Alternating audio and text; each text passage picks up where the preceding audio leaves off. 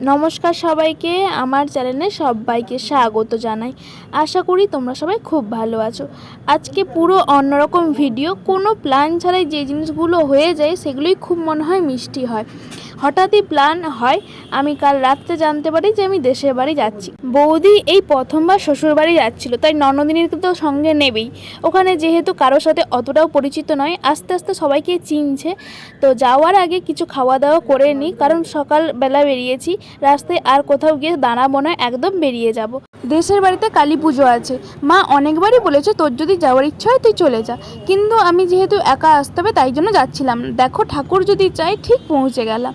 একদিনের যাত্রা, এই প্রথমবার গাড়িতে করে আমি যাচ্ছি দেশের বাড়ি, নাহলে বাসে করেই যাই। যেহেতু এই প্রথমবার যাচ্ছে তাই হলদিরাম থেকে সবার জন্য মিষ্টির প্যাকেট নিচ্ছিল দাদা বৌদি গিয়ে। ততক্ষণ আমরা বাকিরা বসে খাবারগুলো কালেক্ট করছিলাম, যেহেতু ওখানে হলদিরামে খেয়েছি। ওখানে অর্ডার দেওয়ার পর একা একা গিয়ে সবাইকে নিয়ে আসতে হয় খাবারগুলো। তো আমি নিয়েছিলাম ছোলে ভাটুরে, এই প্রথমবার টেস্ট করব। আমি প্রথমেই বলেছিলাম যে দুটো এরকম বড় বড় লুচি একটাই তো দিতে পারতো, কারণ সকাল সকাল আমি এত খেতে পারি না। চলো, হলদিরামের বাইরেটা যে কত বড় তোমাদেরকে একবার দেখিয়ে নিয়ে আসি, সঙ্গে আমিও ঘুরে নিই। যেহেতু একদম খাওয়ার কাউন্টারে চলে গিয়েছিলাম, ওখানে গিয়ে খেতে বসে গেছিলাম, তাই বাইরেটা আমারও দেখা হয়নি। এই প্রথমবার দেখছি আমি এত বড় হলদিরাম। হলদিরাম দেখেছি আগে ছোটোখাটো কাউন্টারগুলো, কিন্তু সত্যি এটা বিশাল বড়। এখান থেকে লাড্ডু বেছে বেছে তারা নিচ্ছিল, ডেকে আসলাম খাওয়ার জন্য, আর আমি নিয়ে বসলাম ছোলে ভাটুরে। এই প্রথমবার টেস্ট করবো। যখন লুচিটা ফাটালাম ভাবলাম এইটুকু ঠিক আছে, দুটো তাড়াতাড়ি করে খেয়ে নেবো, হয়ে যাবে। কিন্তু বিশ্বাস করো, একটা খাওয়ার পর আমার অবস্থা খারাপ হয়ে গেছে, আর খেতে পারছিলাম না। দেখো, মিষ্টির প্যাকেট নিয়ে চলে এসেছে তারা। দাদা বৌদি পর্যন্ত পরে এসে তাদেরও খাবার শেষ হয়ে গেল। আমি শেষ অবধি খাবারটা নিয়ে বসে আছি দেখে দাদা বলছে তুই যদি আর না খেতে পারিস তো রেখে দে। বলতে আমি রেখে দিয়েছি। আমার খাবার এইভাবে নষ্ট করতে খুবই খারাপ লাগে, কিন্তু কিছু করার নেই, আমি এত খেতে পারবো না। পরে ভাবলাম ছোলে ভাটুরে না বলে যদি আমি রিফ্রেশ টাইপের কিছু খেতাম, যেমন দহি বড়াও নিয়েছিল দুজন, দাদা আর তার শালা নিয়েছিল, ওটা খেলেই মনে হয় ভালো হতো। তা হলদিরাম থেকে বেরিয়ে এবার চলো রোডের উপর ওঠা যাক। যেতে যেতে কিছু ভিউ পয়েন্ট তোমাদের সাথে শেয়ার করব। বলতে বলতে দ্বিতীয় হুগলির সাথে চলে আসলাম। যদি না কার থাকতো, যদি বাসে যেতাম, এই এত রোদে খুব কষ্ট হতো। সকাল বাস ছাড়া যাওয়া সম্ভবই হতো না। আর বিকেলবেলায় শুরু হয়ে যাবে কালী পুজো। ভাইজি বারবার ফোন করছে কখন আসবে, কত দূরে কত দূরে। কালও পর্যন্ত কিন্তু জানতাম না যে আমি দেশের বাড়ি যাব। তার আগে যখন দেশ থেকে যে কেউ মেসেজ করতো কবে আসবি, শুধু একটাই কথা বলতাম যে জানি না, ঠিক নেই। গ্রামের মধ্যে ঢুকে গেলাম, আর আধ ঘন্টার অপেক্ষা। বৌদির জন্য খুবই এক্সাইটেড, কারণ সে প্রথমবার দেশে যাচ্ছে, দেশটা কেমন সে দেখবে। মাঠ ঘাট বলতে বলতে যাচ্ছিলাম। এটা দেখো বয়েজ স্কুল, এখানে আমি 11-12 পড়েছি। বাড়ি এসে গেছি, শুধু কয়েকটা পায়ের অপেক্ষা। বৌদি প্রচণ্ড টেনশন করছিল, ভয় ভয় একটা মনে সবারই প্রথম প্রথম কাজ করে। তারপর হেঁটে হেঁটে গুটি গুটি পায়ে যাই। গিয়ে তো অবাক হলাম যে এইখানে প্যান্ডেল হয়েছে। আসলে একটা দাদার মানত ছিল, সেই জন্য কালী পুজো হচ্ছে। আমাদের নাহলে ক্লাবে কালী পুজো হয়। যখন ঢুকি তখন তো ভাইজির সঙ্গে দেখা হয়নি, ও দৌড়ে চলে এসেছিলো আমার কাছে যখনই খবর পেয়েছে। তারপরে নিচে যাই, ওরা বেলুন ফোলাচ্ছিল, বাচ্চারা সবাই মিলে সেই সব ভিডিও করছিলাম বসে বসে। সাজানো হয়ে গেছে, শুধু লাইট লাগানোর অপেক্ষা। আগেকার যেরকম বড় আসনগুলো হতো পুরো সেরকম সাজানো হয়েছিল। আমি তো বলছিলাম পুরো বিয়ে বিয়ে লাগছে। ঢাকি চলে এসেছে, ভাইজি আলপনা দিচ্ছে, ওই জন্য ওর সামনে গিয়ে ভিডিও করছি। আর ওইখানে কাজ হচ্ছে বলে ওকে শুধু বারবার সবাই ডিস্টার্ব করছে, বেচারা। দেখো, সন্ধে হয়ে গেল, লাইট কমে গেল, ওর এখনো আলপনা শেষ হয়নি, কারণ ওকে বারবার সবাই ডিস্টার্ব করে।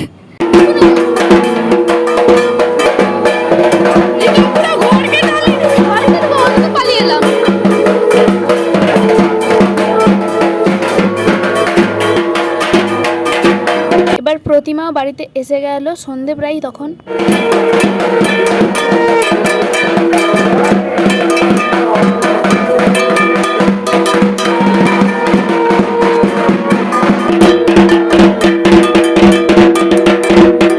প্রথমবার আমি নিজেদের বাড়ির রক্ষাকালী পুজো দেখছি, নাহলে পাড়াতে হয় কি। এই যে আসার পর চোখ আঁকছে, এই সবই আমার নতুন অভিজ্ঞতা।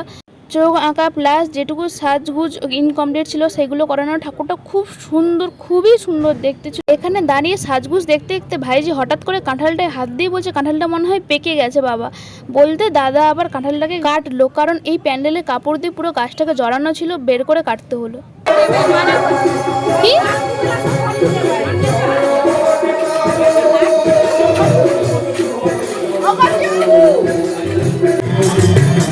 জনমের ডাকি গো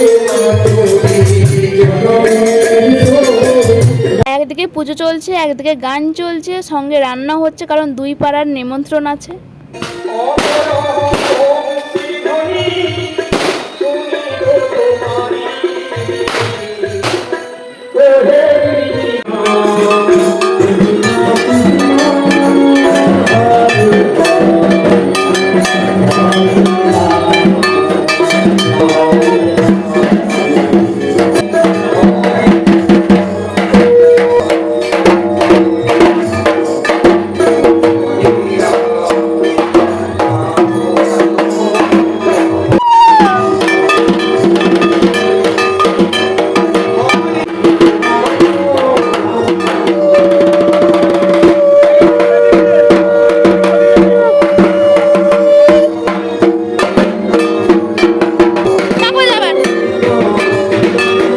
ঘর ডোবানো তো হয়ে গেল, পুজো আস্তে আস্তে বা শুরু হচ্ছে। আবার নামের দলও এসেছে, গান হচ্ছে, আমাদের বাখুলে ওটা বলা হয়। আর খাওয়ার কাছে একবার চলো ঘুরিয়ে নিয়ে আসি। হাজমোলা দিবি? সবাইকে দিতে পারবি? কাটতে পারবি হাজমোলার প্যাকেটগুলো? ও হাজমোলাগুলো কাটা আছে, ওই জন্য কেটে কেটে দিবি। এখন কাকুদের সাথে সাথে ভাইগুলো পরিবেশনে লেগে পড়েছে। এখন পাড়ার লোকরা খাচ্ছে এই লাইনটা, প্লাস ওইদিকে আরও আমাদের দুয়ার আছে, লম্বালম্বি পুরো বসেছে। তোমাদের একবার দেখাবো। ভাতে হয়েছিল আলু ভাজা, পটলের ঝোল, একটা চচ্চড়ি হয়েছিল, ডাল হয়েছিল। আমার থালাতে ডাল ছিল না বলে তোমাদেরকে ভাইজির থালাটা ওই জন্য দেখালাম। দেখো এই দুয়ারটা তো বসেইছে, তোমাদের দেখালাম, আবার এই লম্বালম্বিও বসেছে। শেষটা তোমাদের দেখাতে পারছি না, কারণ আমি খেতে খেতেই ভিডিওটা করছিলাম। যখন খাচ্ছিল তখন আমি ভিডিও করতে আসিনি, সবাই খাচ্ছে তার মধ্যে ভিডিও করব। তারপর শেষে চাটনি, মিষ্টি, পাঁপড়। এরপর পুজোর আর ভিডিও করা হয়নি, বসে গল্প করছিলাম। 1:30টার সময় প্রচণ্ড ঘুম পেয়েছিল, তাই ঘুমোতে গেছিলাম, আর পুজো দেখা হয়নি। ভোরবেলা যখন ঢাকের আওয়াজ পাই, ঘট কাটা হচ্ছিল, তখন যাই বিসর্জন হবে দেখতে গেছিলাম, গিয়ে নমস্কার করলাম মাকে। কাল যেখানে নামের দল গান করছিল, এখন ঠাকুর নিয়ে সেখানে যাওয়া হচ্ছে, কারণ এখানে জায়গাটা একটু ছোট, সেখানে বরণ করা হবে, সবাই ঘুরবে বলে। আমাদের কোনো পারিবারিক অনুষ্ঠান হলে সেটা এই বাখুলেই করা হয়। কোনো বিয়ে বা ভাইজির জন্মদিনও তোমরা দেখেছিলে এখানেই করা হয়। কালী ঠাকুরটা যেহেতু মানবদের কারণে দাদার ঘরের সামনেই করা হচ্ছিল। বরণের কিছু কিছু মুহূর্ত তোমাদের সাথে শেয়ার করব। আসলে ভিডিওটা অলরেডি অনেকটা বড় হয়ে গেছে, যারা ভিডিওটা এখনও দেখছো তাদেরকে অনেক ধন্যবাদ। আর প্লিজ যারা চ্যানেলে নতুন হয়ে থাকবে, তাদের যদি আমার ভিডিওগুলো ভালো লেগে থাকে, প্লিজ চ্যানেলটা সাবস্ক্রাইব করে পাশে থেকো। এছাড়াও কমেন্টে তোমরা জানাও তোমাদের ভিডিওটা কেমন লাগলো, একটা লাইক প্লিজ করে দিও। হঠাৎই বাড়ি গিয়ে হঠাৎই কত আনন্দ মজা, সত্যি অনেকটা আনন্দ হয়েছে। এটা হলো বড় জেঠিমা, কিন্তু মা বর্দি বলে বলে আমিও বলি।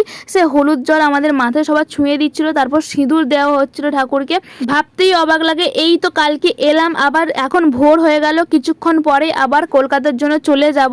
সত্যি মানে খারাপ লাগে জিনিসগুলো, যে এরকম দেশে না থাকার জন্য কত কত এরকম অনুষ্ঠান হয় যেগুলো মিস করে যায়। আমাদের কালী পুজো হয়, যেটা ক্লাবে হয়, তোমাদেরকে কখনো হয়তো দেখানোই হয়নি ভিডিওটা, কারণ সরস্বতী পুজো বা কালী পুজোতে ক্লাবে যখন হয় তখন আসা হয় না বিভিন্ন কারণে। একবার যদি বাইরে চলে যাও, কাজের মধ্যে আটকে যাওয়া। দেখো বাখুলে কিছু কিছু কাকিমা, কাকুরা, দাদুরা বসছে, সবাই ঘুম থেকে ওঠেনি। আসলে ভোরবেলা, তখন বাজে 5:30, বিসর্জনের সময়।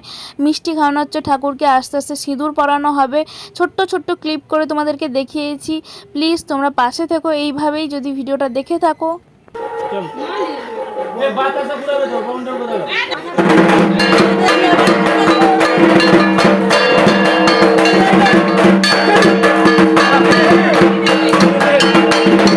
আমি একটাই বাতাসা গুড়িয়েছিলাম, তাই ভাইজি সামনে দাঁড়িয়েছিল, ওকে দিয়ে দিলাম। এরপর সবাই সিঁদুর মাখাচ্ছে, সবাই সবাইকে। অনেক জায়গায় আছে অনেক সিঁদুর খেলা হয়, কিন্তু আমাদের এখানে শুধু একটুখানি গালে লাগিয়ে দেওয়া হয়। কনকাঞ্জলি হয়ে গেল। এবার ঠাকুরের বিসর্জনের পালা, বাকিটা তোমরাই দেখো।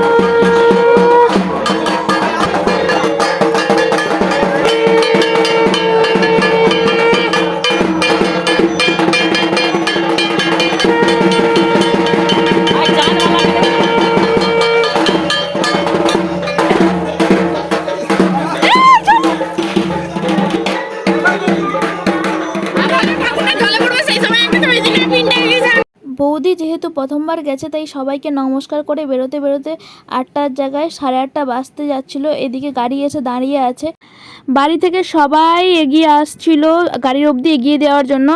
ভাইজি অলরেডি ঘুমিয়ে গেছে আমার, তার সাথে আর দেখা হলো না, ডাকলেও ও এখন উঠবে না, পুরোপুরি রাত জাগা। এদিকে আমার ঠাকুমা যেহেতু বয়স্ক মানুষ তাই আস্তে আস্তে আসছিল, কেউ জানি না, আমরা গাড়িতে উঠে পড়ছিলাম, আবার নেমে নমস্কার করি, সবাই বললো ঠাকুমা আছে। আমি তো ঢুকে পড়েছি গাড়ির মধ্যে, আবার হাত দেখাতে ঠাকুমা বুঝতে পেরে টাটা করছে, আসলে চোখে একটু কম দেখে তো। ওইদিকে বোনও দাঁড়িয়ে আছে, ওকেও টাটা করলাম। এদিকে কাকিমারা দেখতে পেয়ে গেছে আমি ভিডিও করছি, তাই সবার ভিডিও করলাম। সত্যি খুব মন খারাপ হচ্ছিল এই সময়টা।